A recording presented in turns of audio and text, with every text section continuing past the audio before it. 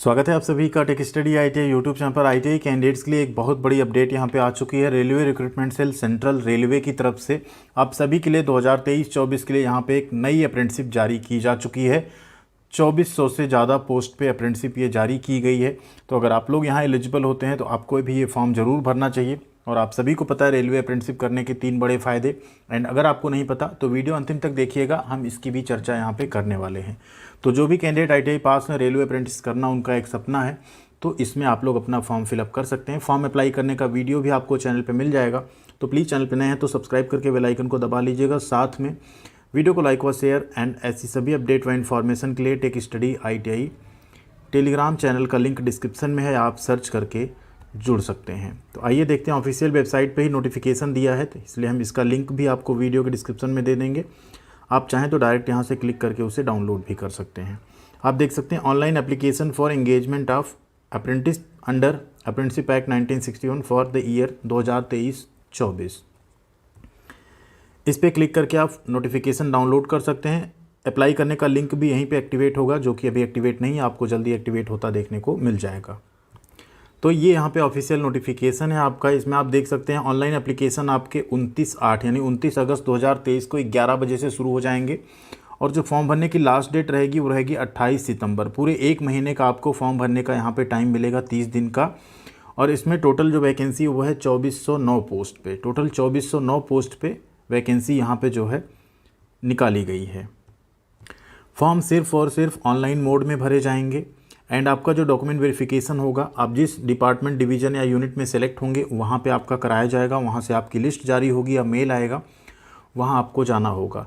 Mode of अगर selection की बात करें तो 10वीं प्लस आईटीआई के जो मार्क्स होंगे उसके बेसिस पे आपका सिलेक्शन किया जाएगा। और 10वीं में मिनिमम 50% मार्क्स ज़रूरी हैं। जिनका उससे कम है वो ये फॉर्म फिलअप नहीं कर सकते हैं, ठीक है। इसके अलावा यहाँ पे आप एनसीवीटी या एससीवीटी से आईटीआई हैं, दोनों केस में आप फॉर्म भर सकते हैं, कोई प्रॉब्लम आपको नहीं होगा। अब यहाँ बात करें फॉर्म भरते टाइम, एक चीज़ आपको यहाँ पे ध्यान रखना होगा कि एक कैंडिडेट सिर्फ एक क्लस्टर चूज कर सकते हैं। जो एक क्लस्टर आप चूज करेंगे उसमें डिफरेंट जो यूनिट्स हैं उनको आप जो है प्रेफरेंस यहाँ पे दे सकते हैं उसके अकॉर्डिंग। जैसे मान लीजिए आपने मुंबई क्लस्टर चूज किया तो ये जो है इनमें आप डिफरेंट यूनिट्स जो हैं इनको आप सेलेक्ट कर सकते हैं उसी क्लस्टर की। अलग क्लस्टर में आप नहीं जा पाएंगे। जैसे भुसावल क्लस्टर है तो भुसावल क्लस्टर के जो यूनिट्स हैं इसे आप सेलेक्ट कर पाएंगे। तो अपने ट्रेड के अकॉर्डिंग आप क्या करेंगे, देख लेंगे किस क्लस्टर के किस यूनिट में ज़्यादा वैकेंसी है, उसके अकॉर्डिंग आपको यहाँ पे प्रेफरेंस अपना रखना होगा। पुणे क्लस्टर है, नागपुर है, सोलापुर है, जिसमें सबसे ज़्यादा जो वैकेंसी दिखेगी जनरली मुंबई या भुसावल में ही दिखने वाली है। बाकी आइए देख लेते हैं आगे पूरी वैकेंसी का जो डिटेल है वो भी दिया गया है। जैसे मुंबई क्लस्टर में अगर यहाँ कैरिज वैगन कोचिंग वड़ी बंदर की बात करें तो इसमें टोटल जो वैकेंसी है वो है 258 पोस्ट पे। ट्रेड है आपके fitter, welder, carpenter, painter general और टेलर जनरल, जिसमें से टेलर जनरल में यहाँ पे स्विंग टेक्नोलॉजी और ड्रेस मेकिंग में अगर आपने आईटीआई किया है, स्पेशली फीमेल कैंडिडेट्स रहती हैं तो वो यहाँ पे फॉर्म जो है फिल कर सकते हैं।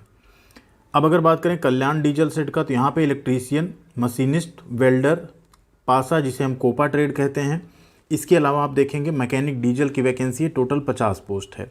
कुरला डीजल सेट में इलेक्ट्रीशियन और मैकेनिक डीजल की टोटल 60 वैकेंसी है। इसी तरह मुंबई क्लस्टर में अगर आप आएंगे, अगला है आपका यहाँ पे कल्याण का ही टीआरएस। इसमें आप देखेंगे तो total fitter, Turner, welder, electrician, machinist, instrument mechanic, laboratory assistant, chemical plant और इलेक्ट्रॉनिक मैकेनिक की भी 20 सीट है। टोटल 179 पोस्ट पे वैकेंसी है। नेक्स्ट आपका है यहाँ पे टीआरएस कुरला। इसमें अगर आप देखें तो फिटर, टर्नर, वेल्डर, इलेक्ट्रीशियन की कुल 192 सीट है। परेल वर्कशॉप में आप देखें तो यहाँ पे fitter, machinist, sheet metal worker है।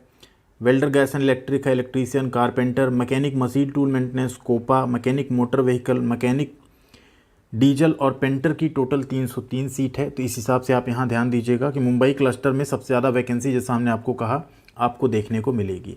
इसके बाद हम लोग पहुँच जाते हैं यहाँ पे भुसावल क्लस्टर में। इसमें आप देखेंगे वैकेंसी और ट्रेड थोड़े से कम रहेंगे।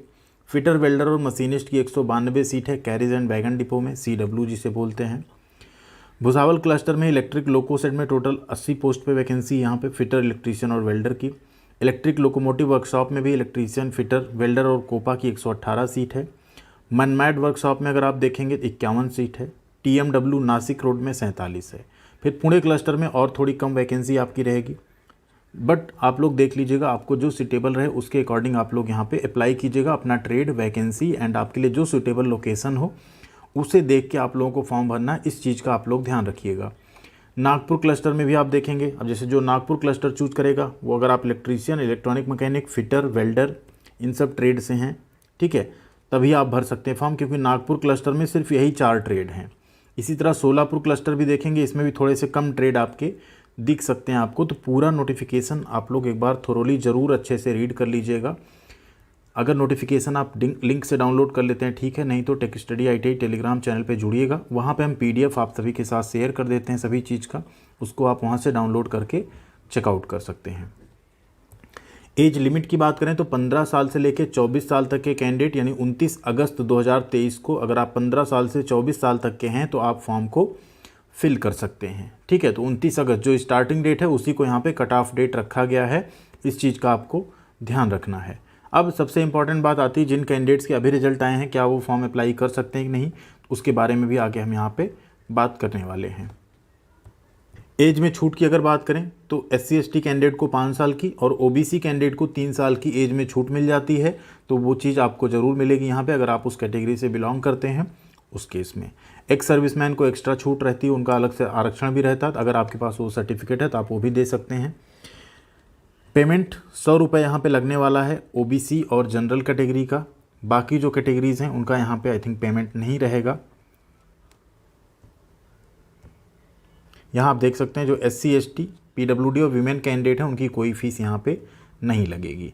फिजिकल फिटनेस आपको यहाँ पे बनवा के ले जाना होगा। जो कैंडिडेट यहाँ पे लोकोमोटर या सेरिब्रल पाल्सी OH जिसे कहते हैं उससे हैं तो उनका 40% से अगर कम है डिसेबिलिटी में नहीं माना जाएगा उनको। ये सारी चीज़ें भी यहाँ पे लिख दी गई हैं पहले से।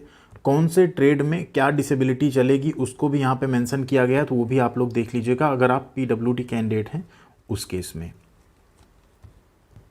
फॉर्म सिर्फ और सिर्फ ऑनलाइन मोड में भरे जाएंगे, तो ऑनलाइन एप्लीकेशन में सबसे पहले आपको रजिस्ट्रेशन करना होगा। रजिस्ट्रेशन करने के बाद आपको कंप्लीट करना होगा अपना प्रोसेस। इसके साथ साथ ऑनलाइन फॉर्म भरने में आपको फ़ोटो की कॉपी, सिग्नेचर, ठीक, स्कैन सिग्नेचर की कॉपी आपको, एंड जो साइज़ लिखा गया इस साइज़ में ही आपको रखना होगा। तो इस साइज़ में कैसे रिसाइज करते हैं उस पर हमने एक वीडियो बनाया, उससे आप लोग देख लीजिएगा, तो आसानी से आप फ़ोटो और सिग्नेचर को किसी भी साइज़ में आप रिसाइज कर पाएंगे। डॉक्यूमेंट्स में आपको 10वीं की मार्कशीट, ठीक है, 10वीं का सर्टिफिकेट, ITI की कंसोलिडेटेड मार्कशीट सभी सेमेस्टर की, and provisional national trade certificate जिसमें आपके इंडिकेटिंग रहते हैं मार्कशीट में सर्टिफिकेट, वो दोनों आपको यहाँ पे अपलोड करना पड़ेगा। साथ में NTC जो ITI का है, NCVT या प्रोविजनल नेशनल ट्रेड सर्टिफिकेट जो NCVT SCVT से इशू हुआ हो उससे आप यहाँ पे कर सकते हैं अपलोड। अब यहीं पे बात करते हैं जिन कैंडिडेट का अभी रिजल्ट आया है वो क्या करें। तो देखिए अभी आपका रिजल्ट आया है तो वैसे तो फॉर्म भरने की डेट कब तक है, आपका फॉर्म भरने की डेट सितंबर तक है, 28 सितंबर तक, तो आपको कोई दिक्कत ही नहीं। 17 सितंबर को आप सभी को मार्कशीट और सर्टिफिकेट मिल जाएंगे, आप लोग आसानी से फॉर्म भर दीजिएगा क्योंकि आपका रिजल्ट 29 अगस्त से पहले आ चुका है। तो आप लोग फॉर्म आसानी से भर सकते हैं, बिल्कुल कोई कन्फ्यूजन नहीं है। बट हाँ, मार्कशीट और सर्टिफिकेट का वेट कर लीजिएगा, इंटरनेट वाली कॉपी से मत भरिएगा, अदरवाइज़ आपको बाद में प्रॉब्लम हो सकती है। तो ये चीज़ का आप लोग ध्यान रखिएगा, बाकी कोई प्रॉब्लम आपको नहीं आएगी, आप लोग फॉर्म भर सकते हैं। ट्रेनिंग एंड स्टाइपेंड की बात करें तो स्टाइपेंड आपको 7,000 रुपये पर मंथ मिलेगा, जिसमें 5500 रुपये आपको रेलवे से डायरेक्ट अकाउंट में मिलेगा, 1500 रुपये डायरेक्ट बेनिफिट ट्रांसफ़र आप सबके जो अकाउंट है उसमें किया जाएगा। तो ये पूरा यहाँ पे कंप्लीट है इस अप्रेंटिसशिप के बारे में। बाकी इसकी हेल्प डेस्क भी है, फॉर्म भरने का वीडियो भी आपको मिल जाएगा चैनल पे।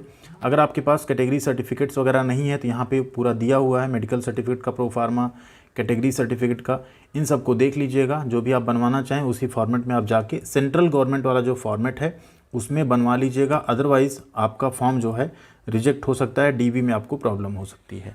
तो सेंट्रल गवर्नमेंट के फॉर्मेट वाला कास्ट सर्टिफिकेट ज़रूर बनवा लीजिएगा। एंड अब बात कर लेते हैं इसके फ़ायदे की।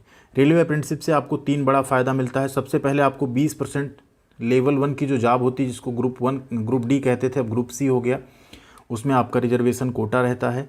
दूसरा, आपका CVT एग्ज़ाम में 1/3 जो आपके इस अप्रेंटिसशिप में मार्क्स आएंगे उसका वेटेज मिलता है, एंड 2/3 आपका CVT का एग्ज़ाम का मार्क्स जोड़ के आपकी मेरिट बनती है। बहुत कम नंबर पे आप सेलेक्ट हो सकते हैं।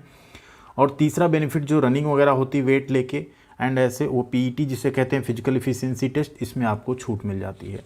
तो रेलवे अप्रेंटिसशिप करने के बाद रेलवे में लेवल 1 की जॉब पाना कहीं ना कहीं आप कह सकते हैं बहुत आसान हो जाता है।